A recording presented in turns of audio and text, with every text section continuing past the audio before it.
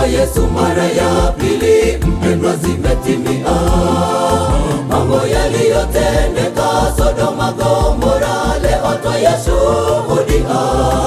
Ushoga umekithiri, ndoa jinsia moja sasa yaonekana ni kawaida. Tuonapo hayo tuchangamke, mfalme yu aja. Safari ya wana wa Israeli ilikuwa ngumu ya kukatisha tamaa. Nyuma jeshi la Farao la wafuata, mbele waona bahari, kushoto kulia kote ni milima.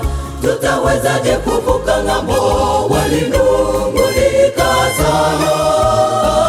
Musa, twafa hapa jangwani. Walinung'unika sana. Musa, twafa hapa jangwani. Na amani kajishusha kwenye mto Yordani, ukoma ukatoweka, na amani kawa safi. Nasi leo tushushe miguuni pake Yesu,